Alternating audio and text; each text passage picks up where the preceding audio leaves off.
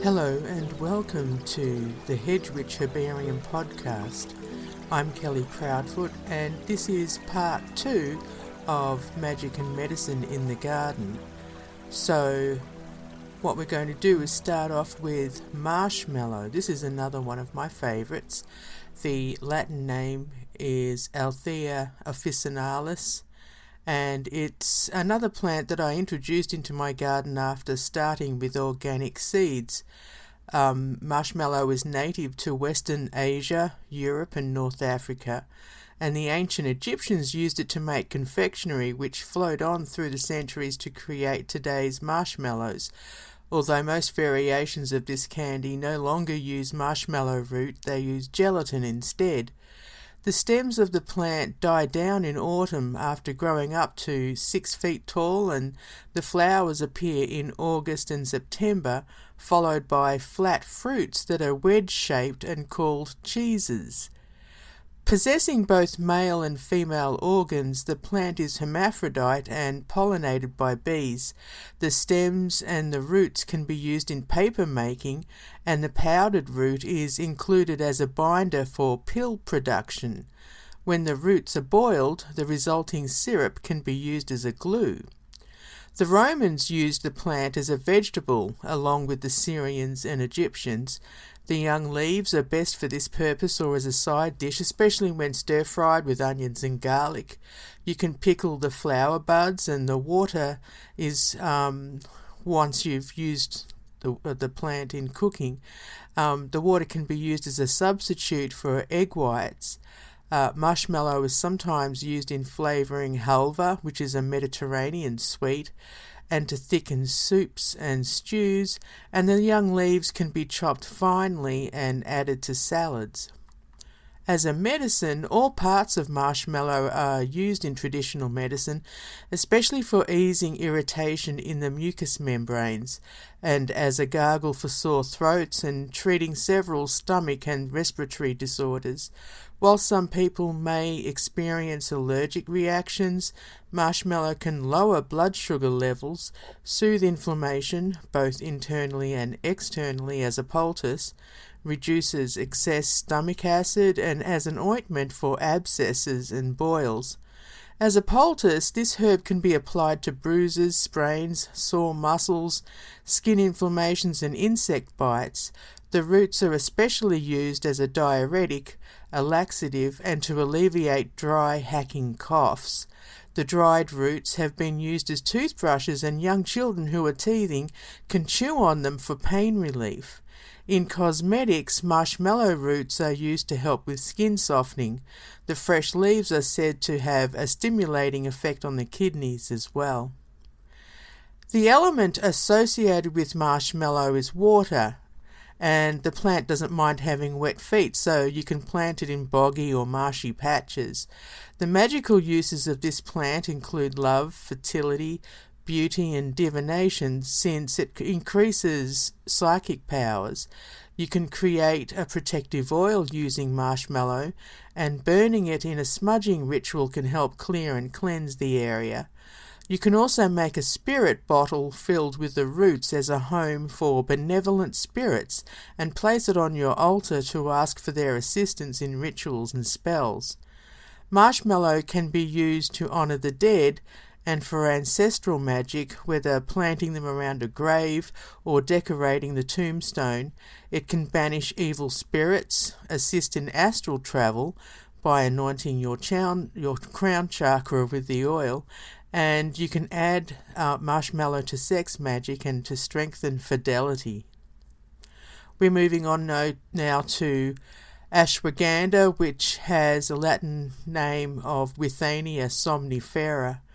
And ashwagandha is really hot right now, included in many herbal medicines and products used to combat anxiety and stress.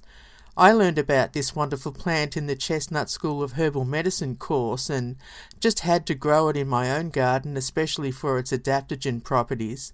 Also known as Withania, Indian ginseng and winter cherry, the species name somnifera means sleep-inducing, and the name ashwagandha is Sanskrit, Ashva means horse and ganda means smell, which denotes the fact that the roots have a scent that is reminiscent of horses. Ashwagandha is a shrub in the nightshade family, and the powdered roots have been used for centuries in traditional Indian medicine as a nervine tonic, among other applications. Another plant that is hermaphrodite, it's also used to curdle milk, plant milks especially, in the creation of vegetarian cheeses. The medicinal properties are usually around its ability to act as an adaptogen, which means it helps to keep the nervous system balanced and increases the ability to adapt to stress. As a side note, this herb can cause adverse reactions or effects, whether taken on its own or in combination with other drugs. It's said to promote cognition and to help with memory loss in older people, especially those dealing with Alzheimer's, Parkinson's and Huntington's diseases. Ashwagandha is anti-inflammatory, anti-arthritic, antioxidant, and it improves immunity. It's been used for nearly 6,000 years in India, especially the roots, as a tonic, narcotic, aphrodisiac, astringent, and stimulant, to name a few. However, this plant is said to be toxic if eaten. The seeds are said to be hypnotic, which is common in many herbs that are used in anti-anxiety medicines. The fruits can be used as a soap substitute since they're rich in saponins, and the leaves can be used as an insect repellent. Often called the elixir of life, ashwagandha is said to balance your chi and align the chakras. It can be used in rituals and spells that involve tantric or sex magic due to the aphrodisiac qualities. Other powers include healing, longevity, and strength. Now we're going to move on to sage, the Latin name being Salvia officinalis. And this is the common sage that you often use in culinary applications. Other names include garden sage and Dalmatian sage. Growing up, the only way I had sage was when it was included in the delicious stuffing my mother made for roast chicken. I knew that I loved the earthy yet bright flavours, but I only noticed how much when I had stuffing elsewhere without sage. It wasn't the same, but when I tasted it as a tea and on its own, I was a little taken aback due to its strength. Now I have it in my garden and I share the herbs with friends and use it in place of white sage in rituals, as well as flavouring meats and so on. Sage is also called broadleaf sage, and the leaves have a lovely greyish-green colour, while the flowers are lavender to purple. Included in the mint family, which is Lamiaceae, sage is native to the Mediterranean area and has long been used in cooking and medicine. The leaves are available all year around, and the seeds ripen between August to September. My sage plant flowers in late April, although most state that this occurs between June to August. It's pollinated by bees and it's hermaphrodite, containing both male and female organs. And in the old world it was used in food and for its healing properties. For generations in Britain, sage was one of the essential herbs, the others being parsley, rosemary and thyme. Along with sage, these 4 herbs are mentioned in the song Scarborough Fair. Included in a 14th century recipe for cold sage sauce, this herb has been featured in many European cuisines and it's still popular in stuffing, casseroles, roasts and pork sausages. Throughout sage's long history of usage, it's been a herbal remedy for digestive disorders, and its antiseptic properties make it a good gargle for sore throats and mouths. The leaves can be applied to a sore tooth to alleviate the pain, but it's important to note that it can be toxic in large amounts, and you should avoid it if you're prone to seizures. Other medicinal uses include treating night sweats, excessive lactation, although some say that it should be avoided if you're pregnant or a nursing mother, as an astringent for anxiety and depression, and menopause, since sage is said to be a hormonal regulator. Sage can be used as a poultice for insect bites, vaginal discharge, and as a general tonic.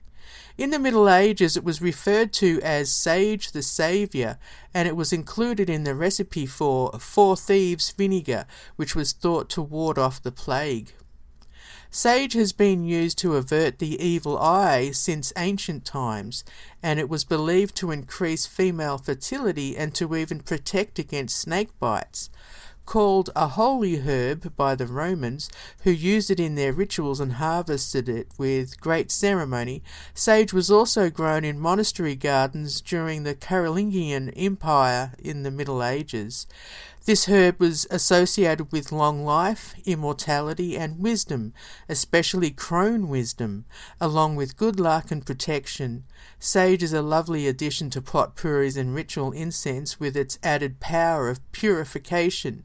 You can write a wish on a sage leaf and burn it to kickstart the magic. A sage leaf can also be placed under the pillow to induce prophetic dreams. It's said to attract money, and it helps with seeking knowledge on a difficult situation. Moving on now to one of my favourite bushes, I suppose you could call it, is the flowering or Japanese quince. The Latin name is Caenomyles speciosa. I have this lovely large shrub growing outside my office window, and I love that the flowers begin to come out during winter. They're a coral red colour, which is also the colour of the fruit when cooked, although more subdued, and it's an early source of pollen and nectar for the bees that like to visit our garden.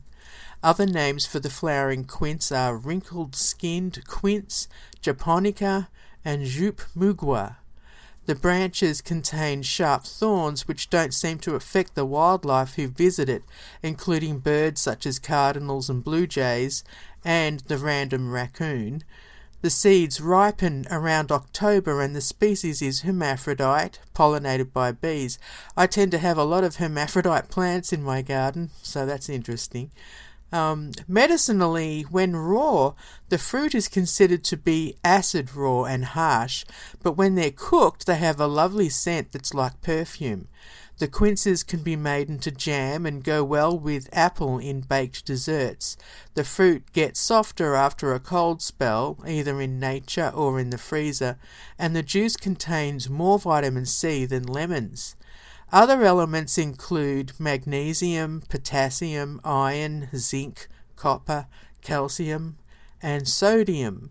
Quinces are rich with fruit acids and have high pectin levels, and they're used in Japanese liqueur. Their medicinal uses include anti-inflammatory properties, which is helpful for muscles and joints, and quince can also help with respiratory issues related to seasonal allergies and as a general tonic when convalescing. Other actions include antispasmodic, digestive, antioxidant, antimicrobial, and astringent. The medicine is good for rheumatism, dysentery, vitamin C deficiency syndrome, and protecting the liver. Quinces are rich in fibre, and they aid in digestion and lower cholesterol, as well as helping to alleviate sore eyes. So the folklore about quinces is about the quinces in general, not just the one I have. It's sacred to many cultures, and quince was used in rituals honouring Aphrodite in ancient Greece.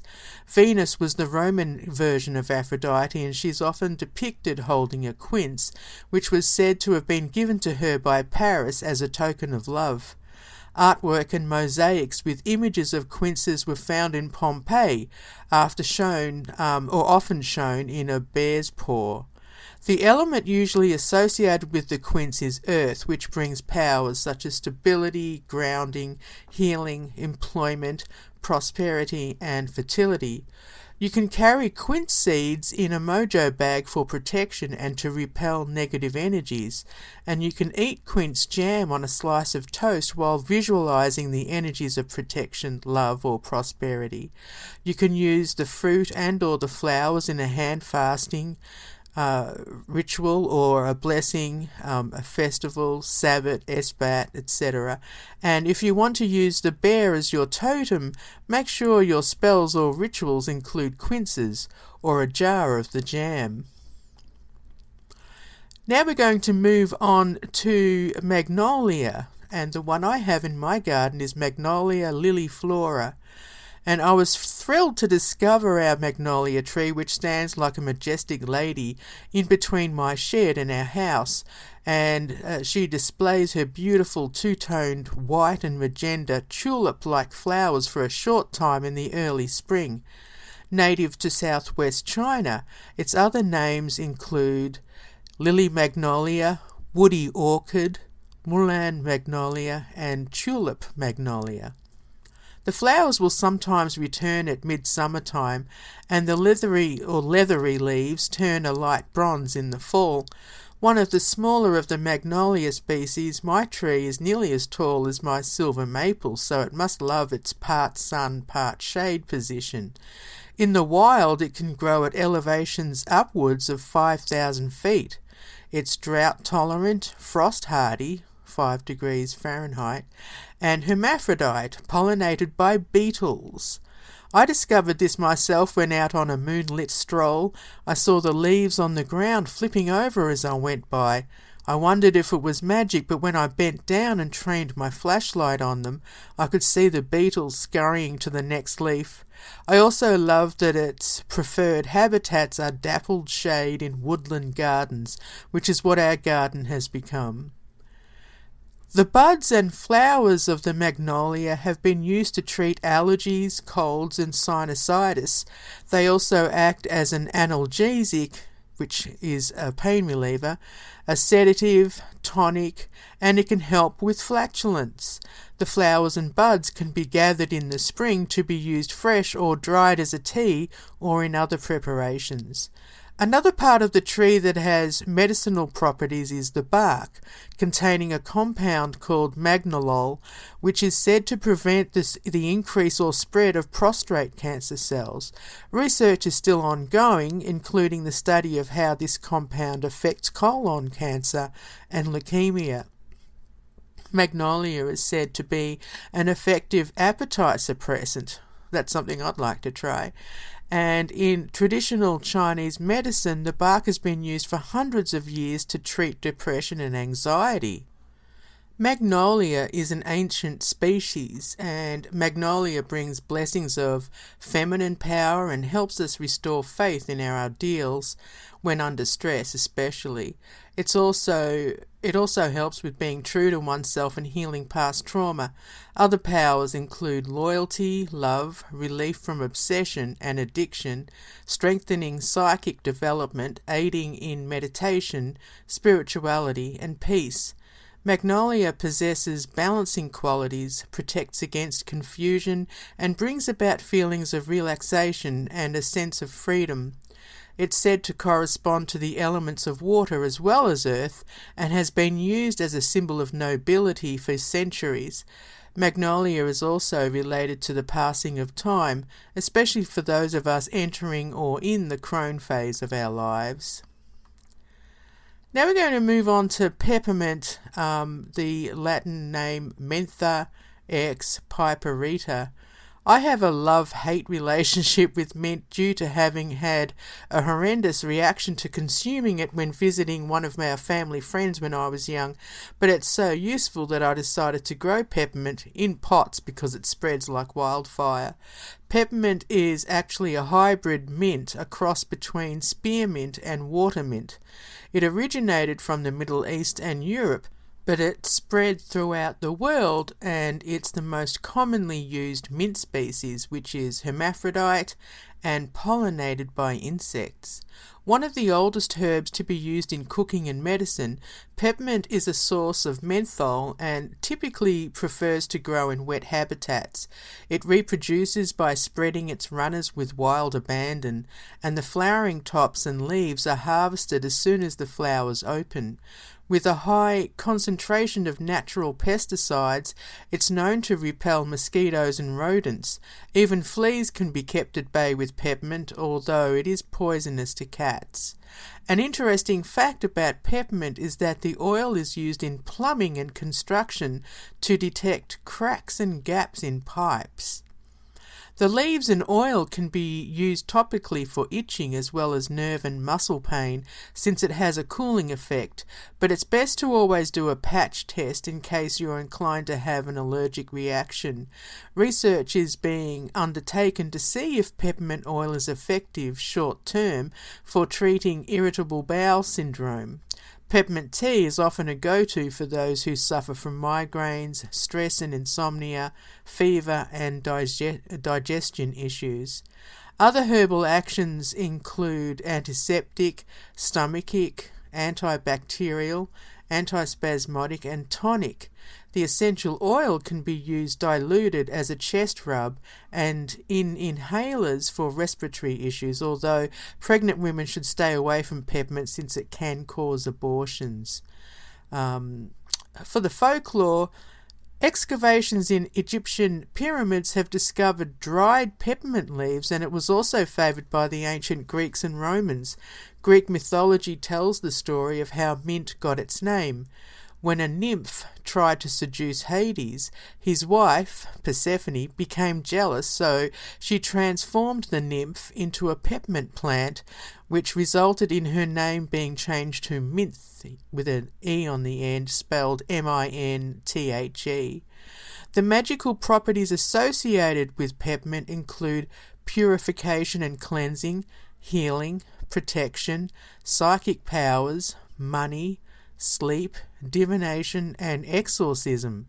Peppermint is also said to bring on prophetic dreams, and it can be used in vision quests and pathworking, especially when used for finding your animal totem. The element is air, and if you want to make a connection to higher realms or create a ritual for astral travel, peppermint is an uplifting addition to your anointing oils or ritual incense. So the next plant we're going to move on to are jonquils. Narcissus jonquilla is the Latin name, and I was delighted when I first saw this elegant plant popping up in early spring with its sweet and intricate golden blooms. The species is of the genus Narcissus, and while jonquils are daffodils, they have been cultivated in France since the 18th century for the inclusion of their essential oil in perfumes due to them having the strongest scent. Also known as rush daffodil due to their rush-like leaves, jonquils are native to Portugal and Spain. The genus Narcissus gets its name from the Greek word narke, spelled N-A-R-K-E, which means numbness, and it's the root of the word narcotic. The numbness could refer to how the bulbs and flowers are poisonous, or how intoxicating the scent is with its heady tones of sweet musk. Jonquils have been discovered in ancient Egyptian graves, and the flowers were depicted on the walls at Pompeii. They've been featured in Greek myths, poems, and other works of art. Although jonquils are considered to be toxic, they have been used in some folk remedies, and the Greek physician Hippocrates advised that they can be used to treat tumours. In that regard, several cultures used the flowers for the same purpose, and modern research has discovered that an alkaloid extracted from jonquils might be able to slow the growth of cancer cells. They've been used to cause vomiting, to ease spasms, to treat constipation as well as dysentery, and as a decongestant. Some reports state that it was used to treat baldness and even as an aphrodisiac, but since it has high toxicity, it's best to avoid when taking it internally. The energies associated with jonquils include renewal, rebirth, creativity and inspiration. Chinese folklore states that they represent the new year, and to the Welsh they are a symbol of good fortune. The Victorian language of flowers advises that jonquils can be used to ask for forgiveness or to signal a desire for affection. The name of the genus is related to the story of Narcissus, who fell in love with his own reflection in the Greek myth. The planet associated with jonquils is Venus and the element is water. You can use the flowers in spells or rituals for luck, fertility and love, and they can be used to decorate your altar to bring honour for the spring deities. The Druids thought of the daffodil as their flower to symbolise purity, and the flowers are said to be a favourite of fairies. When used in path-working rituals, jonquils can help you tap into your inner light and to release your own joyous energy, which is useful if you place a lot of restrictions on yourself, especially when dealing with insecurity, shame, or negativity. It's ironic that they can also help with shadow work when you need to face your dark side or the sides that have been repressed. Now, moving right along to another plant that is usually considered a weed, white clover. The Latin name is Trifolium repens. Clover is a great example of medicine and magic under your nose and feet. When I was a child, I often enjoyed searching for four-leaf clovers, and when I got older, I loved watching the bees hovering over the blooms on warm, lazy days. I never knew that the unassuming ground cover offered so much more. White clover is also called ladino or Dutch clover, and another surprise, for me at least, was to learn that it's in the bean family, Fabaceae or Fabaceae. The genus Trifolium means three-leaf, and most specimens are three-leaved, giving it another name, trefoil. The species name repens means creeping. Bumblebees are the most ardent visitors of white clover, but honeybees also enjoy the flowers. Considered to be the most important forage legume for livestock in temperate zones, white clover also fixes nitrogen in the soil and successfully keeps weeds at bay. Folk names include honeystalks, three-leaved grass and shamrock. The leaves and flowers of white clover are high in protein, and they have been used for centuries in salads, although they're difficult to digest when raw, so boiling or steaming them for 5 to 10 minutes helps. The dried flowers can be used as an alternative to tobacco, and they make a lovely tea, especially when iced. In Indian folk medicine, white clover is used to dispel intestinal worms, and research into this herbal action has showed that it's effective against tapeworms. The flowers are rich in vitamins and minerals, which makes this plant a great tonic, along with anti-inflammatory and detoxifying actions. You can create a strong white clover infusion by steeping it for several hours and then drink a cup of it to help deal with coughs and colds, boosting immunity, as well as purifying the blood. It can also be used topically as an eye wash for minor irritations. Nutritionally, white clover contains vitamins A, B2, B3, C and E, along with calcium, chromium, magnesium and potassium. Known to have blood-thinning properties, it's important to note that you'd need to cease taking white clover internally at least 2 weeks before surgery, and you'd need to check how it interacts with blood-thinning and hypertension medications. The fresh leaves can be added to soups, stir-fries and salads, and the dried leaves add a gentle vanilla flavour to baked goods, desserts, iced teas and jellies. You can even use the dried flowers and seed pods to create gluten-free flour when ground. Magically used for protection and purification, white clover also attracts energies of peace and breaks hexes with powers of exorcism and banishment. With the element of air, this plant has also been used to increase prosperity, love and fidelity. The well-known powers of four-leaved clovers are usually associated with luck and finding hidden treasures, but they've also been used to strengthen psychic powers, to protect against madness, and to help with spirit contact. It's said that if you place 7 grains of wheat on a four-leafed clover, you'll be able to see fairies. Often associated with the fairy realm, it's believed that clovers are doorways to their world, so if you find a patch, stop and meditate or allow yourself to daydream and see what happens. Now we'll go on to plantain, and this has recently been rediscovered, but it has long been used as a medicine as well as in magic, and the Latin name is Plantago major. I was surprised to see my colony of plantain pop up in the driveway, and it was a while after that when I discovered its medicinal properties. For such an unassuming plant, thought of as a useless weed by many, it possesses properties that are beneficial for a wide variety of purposes. Also known as white man's footprint, broadleaf plantain and whey bread, it survives trampling underfoot and even being driven over by my husband's truck. Unrelated to the banana that's also called plantain, this plant is known to appear in disturbed and compacted soils, as well as alongside roadsides and in fields and lawns.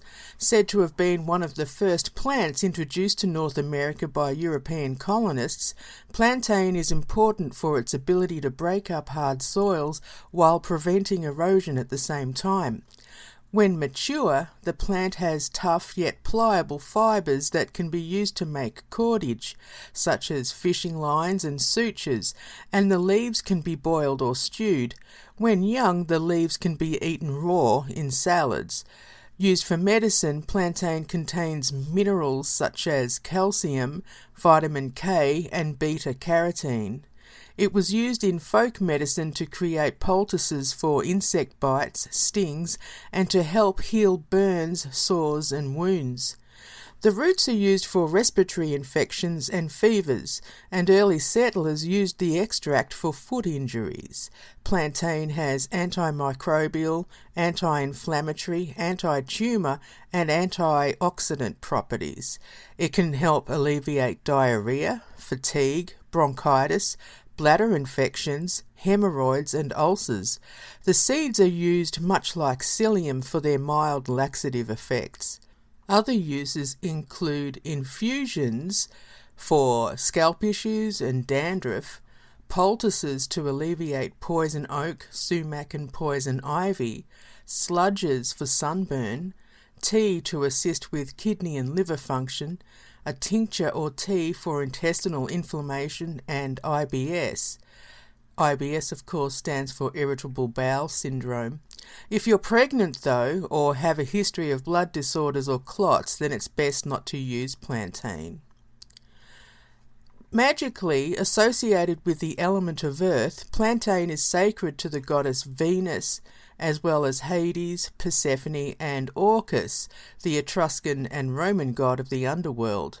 The folk name whey bread is related to plantain's inclusion in the 9 sacred herbs of the Anglo-Saxons Lacnunga, which is a collection of miscellaneous medical tests and prayers. As a protective herb, plantain can be carried in the car or placed or scattered in the home. It also magically wards off snakes and adds power to ritual and spell work. It's also used for healing, strength, courage, and to guard against negativity and evil spirits. Now we're moving on to grape hyacinth. The Latin name is Muscari neglectum. When I first noticed these strange little plants in my garden, I wasn't sure about what I was looking at, but I had a hunch that they were related to common hyacinth, since the flowers appear as small clusters on short spikes, although they are small and bulbous, and like little bunches of grapes rather than open and curled stars, like the regular hyacinth. Native to Europe and Asia, grape hyacinth grows from bulbs, and the genus Muscari comes from the Greek word muskos, meaning musk, referring to the scent. They appear early in the spring, naturally in meadows and woodlands, or when cultivated in gardens, pots and borders. The bulbs contain comosic acid, which acts like a saponin and is poisonous if eaten.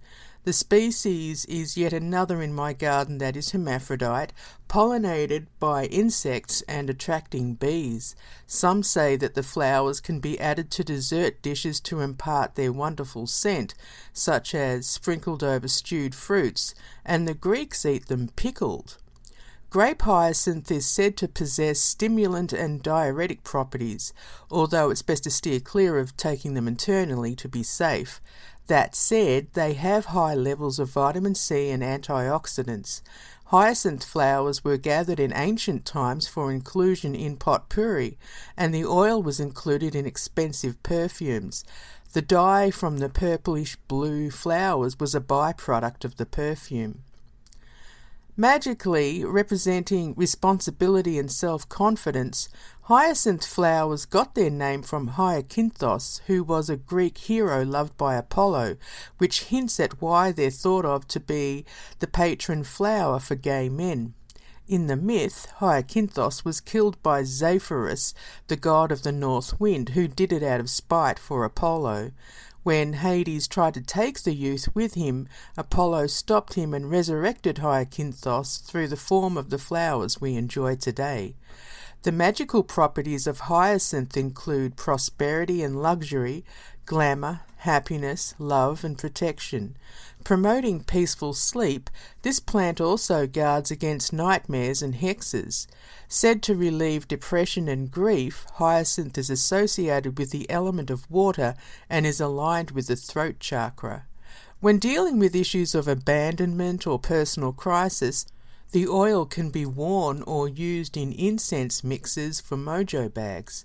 Thought to relieve the pain associated with a broken heart, hyacinth can be burned as an incense to assist with a smooth transition when entering the ether in astral travel. Moving on now to a ground cover that all of a sudden seemed to spring up. I wasn't aware of it until a few years ago when I saw purple dead nettle and wondered what it was.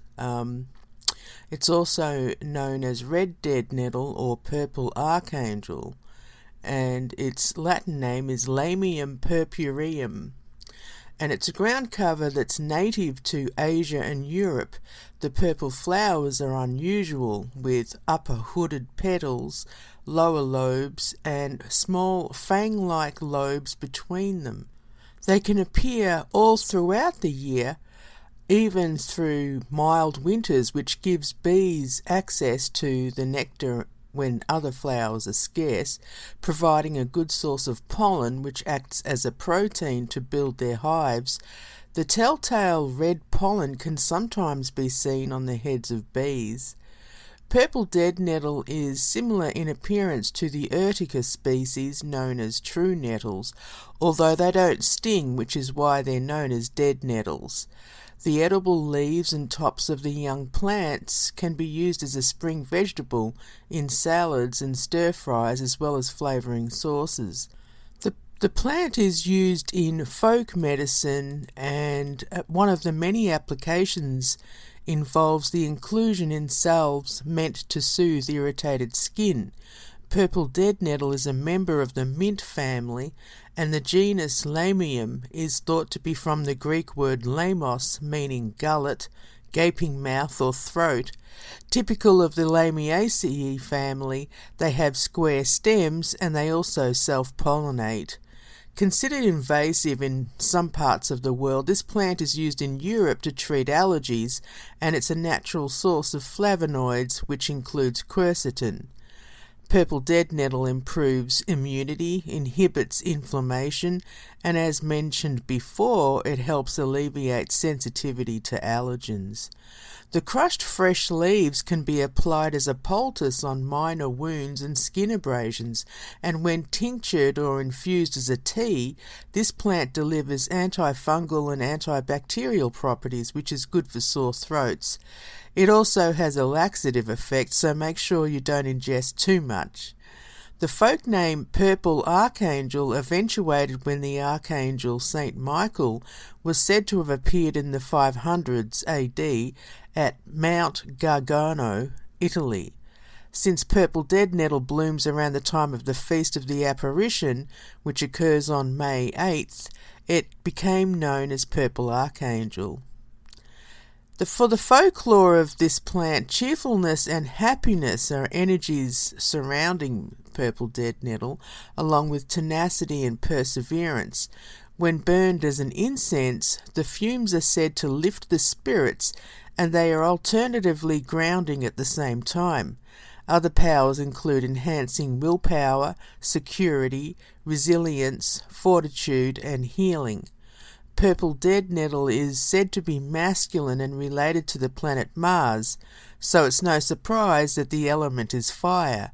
This plant is also used in rituals and spells for prosperity. And we're moving on now to black mulberry. The Latin name is Morus nigra. I have a huge mulberry tree in the backyard, although I didn't learn what it was until recently, and I was surprised to discover the small one in the middle of the garden close by. But the curious thing is the berries on the smaller plant are smaller. However, it must be something to do with the size of the overall tree. The interesting thing is that mulberry trees are gender fluid, meaning that they can switch back and forth from male to female, which relates to their large number of chromosomes. Said to have originated in Persia and Mesopotamia, they are also thought to be native to the Iberian Peninsula, occupied by Spain and Portugal in southwestern Europe, as well as southwestern Asia. Black mulberry produces fruit that is richly flavoured, and distinguishing it from white or red mulberry trees involves identifying the hairy undersides of the leaves. The berries have been used for jams, sherbets, cordials, wines, tarts, pies, and other sweet dishes, and black mulberries are the plumpest and juiciest of them all. The white mulberry is used in the cultivation of silkworms, since they prefer it to the other trees, and the thinnest paper in the world comes from the stems of mulberry trees made in Japan and called tengujo. The wood is used for barrels to age a Romanian plum brandy called tuica. Used in folk medicine to treat ringworm, it's important to note that the green parts and unripe fruit contain a white sap said to be toxic or at least mildly hallucinogenic and stimulating. Having said that, the leaves have been used in traditional medicine for centuries, which might be due to the fact that they contain powerful antioxidants, vitamin C, magnesium, potassium, iron, calcium, and other beneficial minerals. Used in herbal teas and tinctures, black mulberry leaves can help with lowering blood sugar and insulin levels, which helps fight against diabetes by preventing the absorption of carbs in the gut, reducing inflammation, cholesterol, and even heart disease. Other medicinal properties include reducing blood pressure levels, plaque build-up in the arteries, providing anti-cancer effects, protecting against liver damage, and even weight loss regarding the increase of fat burning. In regards to folklore, in Ovid's Metamorphoses, the retelling of a Babylonian myth involves two lovers who met under a mulberry tree where they committed suicide. Their splashed blood was thought to have been responsible for changing the colour of the white berries, representing forbidden love. Here we go round the mulberry bush, and Pop Goes the Weasel refer to the tree in the lyrics, and Vincent van Gogh incorporated the trees in some of his paintings, including the one named Mulberry Tree after a stint in an asylum. Shakespeare cherished the black mulberry, as did many poets and writers, and folk names include Gelso, Tut, and Morera. The element of air is attributed to the mulberry, and the magical properties include strength, protection, willpower, protection against lightning, bird magic, abundance, psychic dreams, and visions. Black mulberry is also sacred to writers and poets, providing eloquence and wisdom. The wood can be used to make wands for increased power and to bring about justice and balance. A cute side note involves rabbits using the twigs as toothbrushes. Alright, so here's some honourable mentions that I'm going to include to finish this two-part series. Starting with paper mulberry, and it's related to the mulberry we just talked about. So the Latin name is Brusonetia papyrifera. It's another mulberry in my garden, like I said, and it's a voracious spreader popping up everywhere until we pull them out. They have interesting leaves that range from violin-shaped to mitten-shaped, and the stems have alternate blotches of white and brown. One of the common names is tapa cloth tree, relating to the creation of bark cloth, usually performed in subtropical regions. Paper mulberry originated from China and the remote Pacific. Historically, it was widely grown as a fibre crop in prehistory and used as fodder for animals such as cattle and pigs. It's also been cultivated for centuries, used as a food and for medicine, but it was also used in paper making in China between the 2nd and 8th centuries. A Japanese handcrafted paper called washi is created from the inner bark after being pounded and blended with water to make a paste and then left to dry after being spread into sheets. The wood can be used to make utensils and furniture, while the roots can be used for making rope. Propagation requires both male and female specimens, and the pollen is allergenic. So if you're prone to allergies, you might want to make sure, if you've got it in your garden, to rip it out. Otherwise use it, I suppose. The cooked leaves and fruit are said to be edible, and the bark, fruit and leaves have been used in traditional medicine as a laxative and to reduce fevers. The magical properties are aligned with regular mulberry, so I won't repeat them here. And moving on to pecan, or it depends on where you come from, you might call it pecan. And the Latin name is Carya illinoinensis. Imagine how excited I was to discover that I had a pecan tree. It began when I saw the strange nutshells that resembled slices of pig snouts offered to me by the stray cats who left them on my doorstep. Pecan is a species of hickory originating from northern Mexico and the southern United States, providing almost half of the world's production of pecan nuts. Used in pies, praline candy, ice creams, baked goods, and as a healthy snack, pecans get their name from the native Algonquin language, but they're not a true nut, rather a fruit, since they have a single stone surrounded by a husk. The tree prefers long, hot and humid summers, while the harvest occurs around mid-October. The wood is used for flooring and furniture and smoking meats. The medical properties include the provision of dietary fibre, omega-3 fats, calcium, zinc, magnesium, manganese, potassium, thiamine, and other compounds. They can reduce inflammation, ease symptoms of arthritis, lower blood pressure, support immunity, and provide antioxidants that help protect against cell damage. Sometimes called wrinkle nut, the pecan has magical properties such as prosperity, longevity, purification, employment, and protection. And then we have wild grape, Latin name Vitis spp.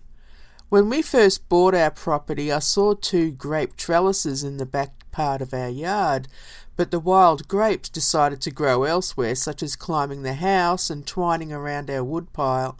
I found it difficult to discover the actual species, and it seems close to raccoon grape, but I'm still not sure, so I'm not going to go over medicinal properties until I find out. The leaves are pretty and heart-shaped, sometimes with a copper hue, and the tendrils are sweet like filigree.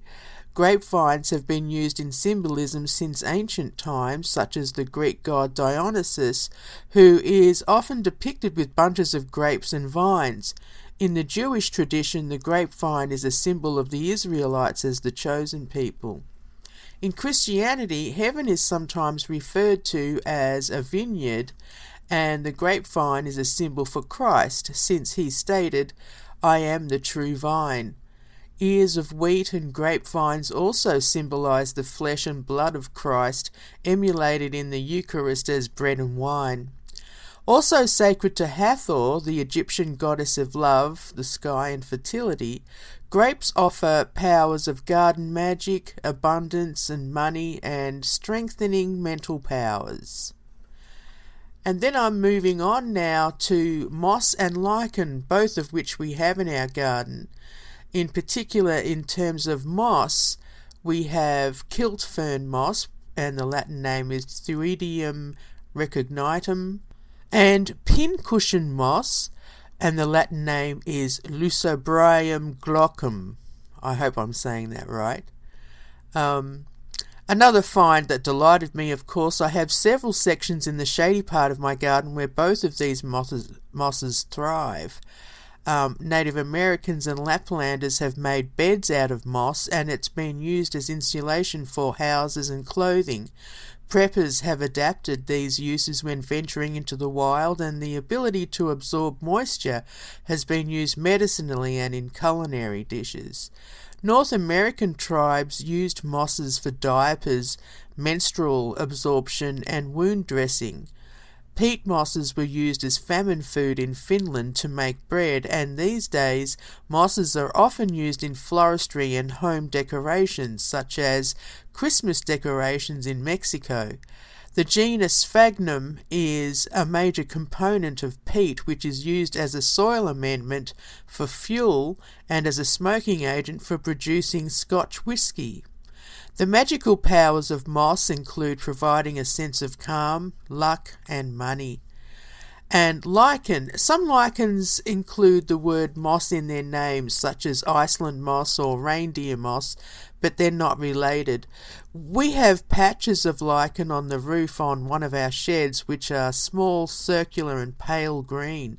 Lichen have a mutualistic relationship composing of multiple fungi species hosting algae and cyanobacteria living in the filaments. They are not plants, technically, and they come in many shapes, colours and sizes. They can appear from sea level to high elevations in many climates and can grow on most surfaces. Some grow from branches, hanging and seemingly growing in thin air. They appear on rocks, gravestones, walls, and even on bones and rubber. Some lichens have adapted to extreme living conditions such as the Arctic, deserts, and toxic slag heaps. With over 20,000 known species, lichen can live for a long time, to the point where some are considered to be included in a list of the oldest living beings on Earth, or oldest living things. One of the genuses I think I have is a peculiar name, Xanthoparmelia scabrosa, which has a common name of sexy footpath or pavement lichen. It's used in medicine for erectile dysfunction, although there's an issue with toxicity related to heavy metals that it might absorb. Magically, lichen contains the powers of longevity, adaptability, community, and survival. Moving on to marsh fleabane. The Latin name is Erigeron philadelphicus, or Philadelphia fleabane. It took me a while to figure out what these quaint yet intrusive weeds were. They pop up wherever they please. Other names for marsh fleabane include daisy fleabane, common fleabane, frost root, aspen daisy, and skirvish. Native to North America and Canada, this plant got its name from the English version, fleabane, denoting its dubious ability to repel fleas, although starlings line their nest with it to keep mites away, and humans have blended it with bed straw throughout the ages to keep bugs from infesting their beds. As a side note, fleabane can prevent fungus infections in strawberry plants, but it's toxic to livestock. Native American tribes, such as the Cherokee, used this plant medicinally to treat several conditions, such as epilepsy, and a poultice was applied to alleviate headaches. The roots were also used for coughs and colds, where they were chewed, smoked, or made into a snuff powder. To break fevers, they drank it as a tea, and they created a balm for skin conditions after boiling and mixing it with tallow. Other uses include eye washes, treating issues with the kidneys, gout, and as an astringent. Along with the Cherokee, the Huma tribes used marsh fleabane for hemorrhages, heart issues, menstrual problems, and even to induce miscarriages. The plant attracts butterflies, moths, and bees who pollinate the flowers, and deer like to eat it as well. The folklore associated with fleabane in general includes the story of the Greek goddess Hera, whose son Hephaestus was sometimes viewed as the masculine manifestation of herself. The legend states that he tried to rape Athena, but she escaped, and his, quote, fiery semen fell to earth, creating a serpent man called Erycthonius, and fleabane, of course. In ancient grimoires, there are references to the semen of Hephaestus, referring to fleabane. Considered to be associated with the element of fire in relation to the myth, it's interesting to note that the Cherokee used dried stalks of fleabane to start fires, and they called it the fire maker. The magical properties include protection, exorcism, and chastity. And finally, hydrangea. The one we have in our garden is Hydrangea macrophylla. Our blue hydrangea bush is hidden away at the far end of our patio, which drops down approximately 5 feet, but over the years the bush has grown higher than the patio, and we get gorgeous blue heads that are large and plentiful. They have never changed colour, which is great, and it's a kind of powdery blue denim or a dusky mid-range blue. When they first appear, they are like a baby blue, and once matured, they are darker and a joy to look at. In general, the hydrangea, also called hortensia, is native to the Americas and Asia, and it's a genus with over 75 species. The name hydrangea is the Greek word for water vessel, regarding the shape of the seed capsules. In terms of the one I have, Hydrangea macrophylla, it's native to Japan and East Asia and can grow up to 7 feet tall. They flower from summer to autumn with large heads of flowers that can be pink or blue, depending on the pH of the soil. Ours is approximately 6.5, so we're under the threshold of 7, where the blooms change to pink and even fuchsia. Other names include French hydrangea, big leaf hydrangea, penny mac, and they are also nicknamed change rose. It can grow in many different habitats in shade to full sun. I never prune mine, which apparently helps with encouraging more blooms. And a Japanese drink called matcha is created from the fermented leaves. And a drug that uses the same process, incorporating dried leaves as well, is said to have anti-allergic and antimicrobial properties, along with helping the liver heal. Hydrangea is also said to be a low flammability plant, so it's safe to grow near the house. Hydrangea macrophylla leaf extract is being researched as an anti-malaria drug, and the hydrangic acid obtained from the leaves is being explored as an anti-diabetic medicine, since it's been useful in tests where it lowered blood glucose significantly and free fatty acid levels, among other things. The roots and rhizomes are thought to be useful as a diuretic and helping with urinary tract problems. The plant is moderately toxic, but it's best not to take it internally, especially since it also contains cyanide. The Cherokee used hydrangea to treat gravel and stones in the bladder, as well as a medicine for water retention or bloating. As previously mentioned, the Japanese drink matcha is made from fermented hydrangea leaves, specifically Hydrangea serrata, and it's used in the Buddha bathing ceremony every year on April 8th, which is said to be the Buddha's birthday in Japan. The participants pour a matcha over the statue of Buddha, which is related to the legend stating that 9 dragons poured a drink called Amrita over him on the day he was born, but it evolved into performing the ritual with a matcha. And for folklore, hydrangea symbolizes forgiveness, regret and apology, and they're great if you're making a peace offering or trying to reconnect with someone. They also represent beauty, grace and gratitude, so incorporating the flowers and other parts of the plant in your ritual incense or carrying them in a mojo bag will increase these energies. Also said to embody harmony and peace, their powers differ from culture to culture. In Japan, these flowers are associated with understanding and the emotions, particularly heartfelt or deep emotions. In Europe, the hydrangea symbolized arrogance in the past, as well as being boastful, in regards to the plant's ability to produce few seeds but plenty of flowers.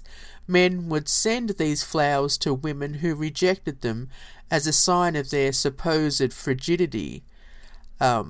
So that's the end of this two-part series about magic in the garden, and I just wanted to do this to illustrate how it's amazing that the magic and medicine is right under our noses. For me, going through this process showed me that pretty much every ailment, psychological issue, or any issues that we have can be helped by the plants we have in our own garden. It's really surprising when you discover not only the medicinal properties that can help, right there in your own backyard, but also the folklore.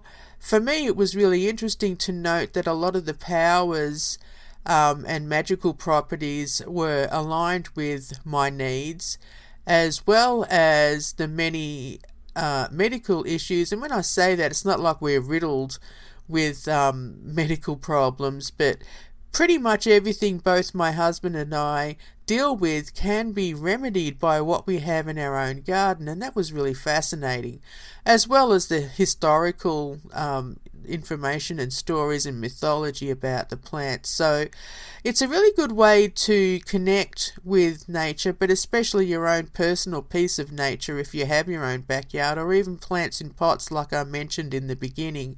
So try this exercise yourself. You don't have to do a deep dive like I did. You could just make a list of what you've got and figure out the medicinal properties if that's what you're looking at, or if it's just for ritual purposes, the mythology behind them. It's very enriching and enlightening, and I hope this has been informative. And if you have any comments, please feel free to let me know. And if you do like the show, I would really appreciate it if you'd consider donating. There's a little heart symbol. Otherwise, until next time, blessed be.